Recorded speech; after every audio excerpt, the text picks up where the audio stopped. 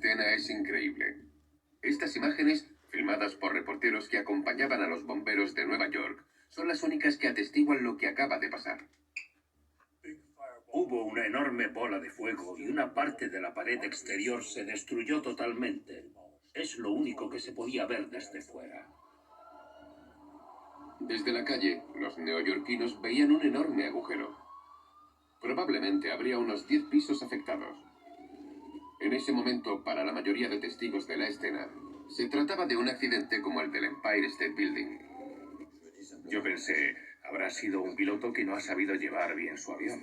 Ya está. En cuestión de milésimas de segundo, de golpe todo se encadenó.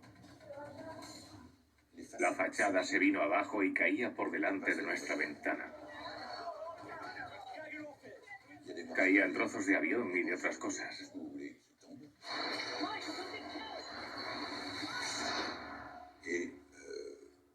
Y después del choque, y ese ruido terrible, el edificio empezó a moverse, pero muy violentamente.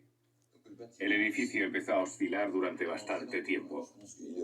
Fueron entre 1 y 2 minutos. Y había mucho ruido.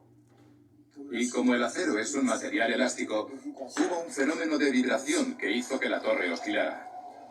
En la calle, los neoyorquinos asisten impotentes a la catástrofe sin sospechar que otro drama aún más aterrador estaba teniendo lugar en el interior del edificio. Lo que nadie sabía en ese momento era que el avión, un Boeing 767, había chocado contra la torre a casi 870 kilómetros por hora.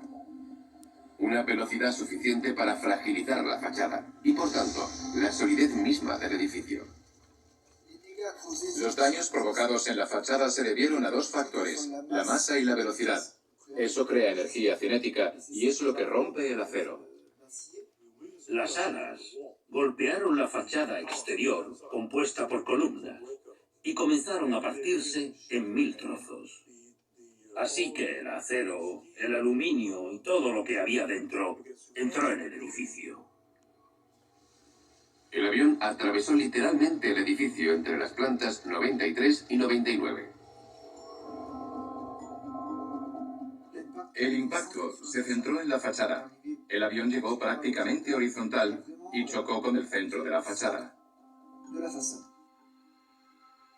Hay que tener en cuenta que, además de la estructura externa, la interna también quedó afectada por el impacto.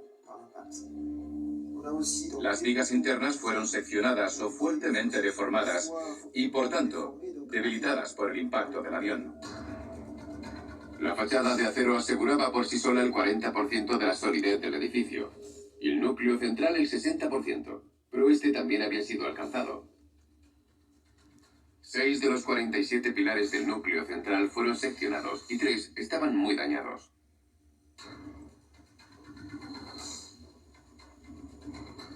Bruno Delanchet no era consciente de los riesgos ligados a la propia estructura del World Trade Center. No sabía que su oficina, situada 47 pisos por debajo, estaba directamente amenazada. Yo pensé, bueno, no pasa nada. Seguramente nos prohibirán el acceso a la oficina, pero en 15 días volveremos a coger lo que necesitemos. Cogí mi portátil, lo metí en un cajón y lo cerré con llave pensando, ya volveré. Y me fui. Estas fotos son las pocas imágenes que atestiguan lo que pasó en las escaleras aquel día. 17 minutos después del primer impacto, Bruno Delanchet seguía intentando llegar a la salida por las escaleras cuando todo cambió.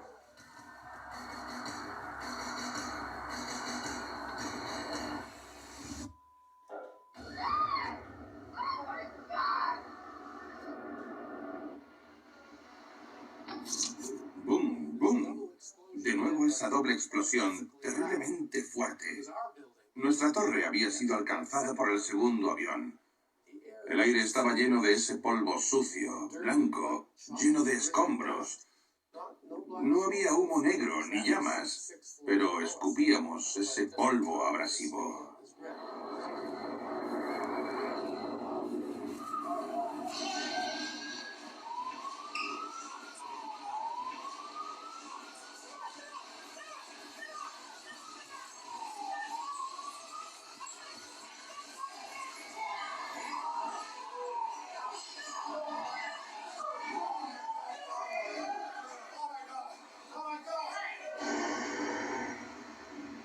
La colisión se produjo entre los pisos 77 y 85. El drama tuvo lugar más abajo que en la primera torre, pero además el avión no chocó contra el edificio de la misma forma.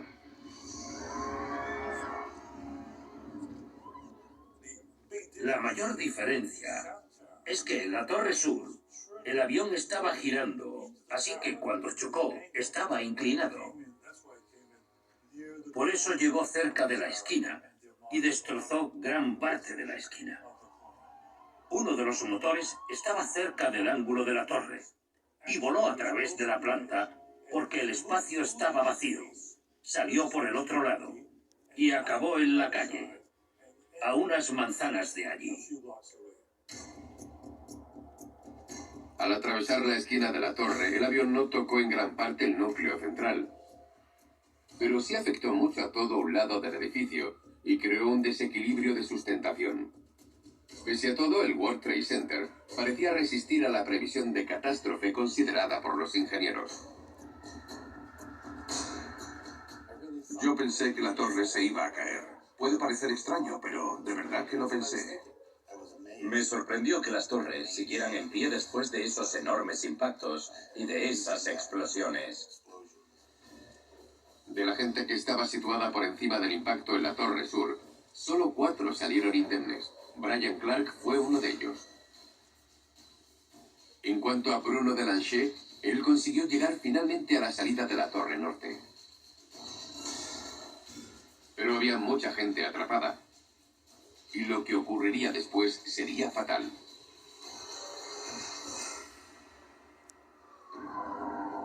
Aunque nadie desde el exterior lo percibía, desde hacía más de 45 minutos en la Torre Sur y 1 hora en la Torre Norte, el World Trade Center estaba siendo víctima de fenómenos físicos invisibles. Cuando un material aumenta de temperatura, tiene tendencia a dilatarse. Así que el volumen aumenta. El suelo comenzó a dilatarse hacia los lados y a presionar la fachada. Así que había una fuerza que empujaba la fachada hacia afuera de las torres. Mientras que unos pisos se dilataban, otros, por el contrario, se contraían. Otros pisos siguieron la tendencia contraria y empujaban hacia el interior. Es el llamado efecto funicular de las cargas. Después, hay un momento ligado al movimiento del suelo en relación con las vigas de la fachada, que hace que el suelo ya no tenga un papel estabilizador. Es decir, dejan de impedir que las vigas se doblen. El calor era aún más destructivo que los aviones. Ahora ya estaban a más de 700 grados. Entre el núcleo y la fachada, los suelos perdían poco a poco rigidez. A medida que el incendio avanzaba, se podía ver cómo se deterioraba la estructura. Se veía cómo las columnas exteriores de la torre empezaban a doblarse. Había una inestabilidad terrible. Poco a poco, bajo el efecto del calor, el acero perdió la totalidad de su capacidad de resistencia. Las vigas ya no podían aguantar la carga de los pisos superiores. La inestabilidad era tal que a las 10:28...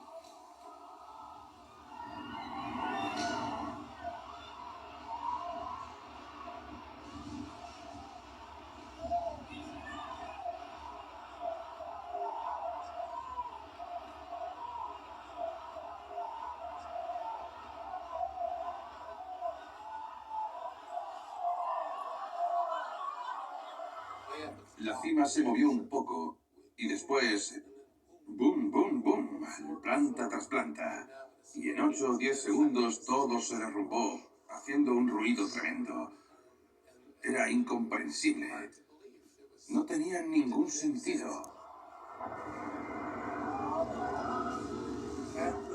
En ese momento, empezaron a ceder varias columnas. Las que estaban en la esquina de la torre. Y de golpe, la torre empezó a doblarse por esa esquina. Y el resto del edificio empezó a hundirse. Porque los pisos caían unos encima de los otros. Como en un derrumbe en cascada. El derrumbe fue casi como un castillo de naipes. La torre sur, la que recibió el choque del segundo avión, acababa de derrumbarse. 1 hora y cuarto después de la colisión del primer avión, la estructura de la torre norte bajo el efecto del gigantesco incendio situado en la zona de impacto no aguantó.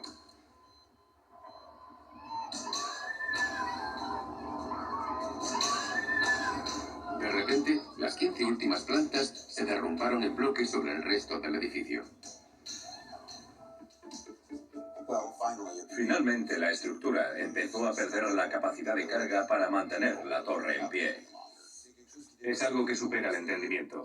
Medio kilómetro de edificio se derrumba en segundos sin que puedas entender qué ha pasado.